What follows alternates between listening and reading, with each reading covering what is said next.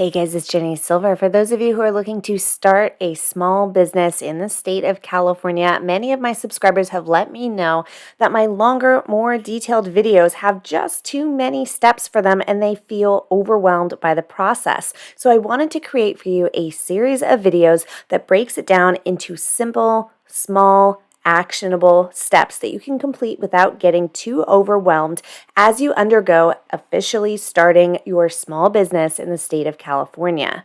This video is going to cover what is the first step in officially starting a business in California as a sole proprietor. Now, if you don't know what a sole proprietor is or if it is the right type of business for you, I want you to click the link in the video description down below where I walk you through that decision. Now, after you're planning, after you have decided what type of business you're going to do, in order to form your business legally, the very first step that you're going to undergo is going to be to register your DBA, your Doing Business As name, also known as your fictitious business name statement. Now, this step is only going to be necessary if you plan on operating under a business name that is different than your first and last legal name.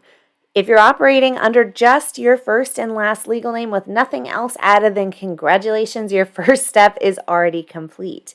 But for those of you who need to register your Doing Business As, you're going to want to do this as the first step in the process because all of your other paperwork will require you to list your DBA. Now, this is easy to do, and it's going to require 3 fairly simple steps. Number 1 is going to be to complete and submit the application. Number 2 is going to be to pay a small fee, which varies from county to county.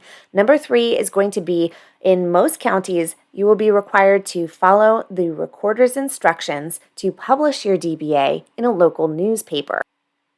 To complete step number 1, you are going to go to the website calgold.ca.gov. Next, select your city and your county and then enter in your business type. This is going to give you a full list of all of the possible things that you need to do in order to start your business.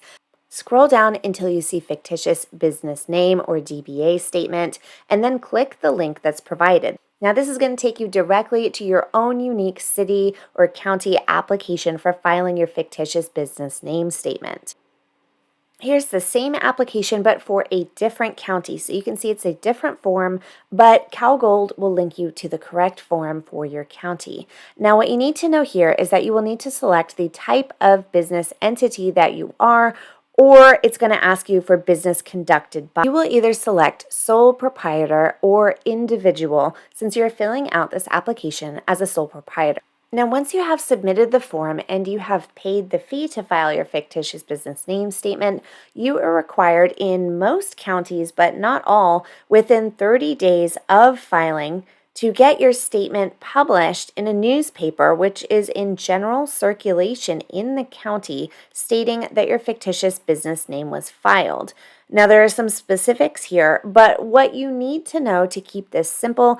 Now, once you receive confirmation from the county clerk recorder's office, which is where you file this statement, they will typically send you out an additional paper letting you know this requirement and then letting you know the contact information for several newspapers that they recommend. All you need to do is call or email one of those publications, let them know that you need to have your fictitious business name statement published, and they will know exactly how to help you. Okay, you guys, so please be on the lookout for the next simple step in the process as we break this confusing process down into simple, actionable steps.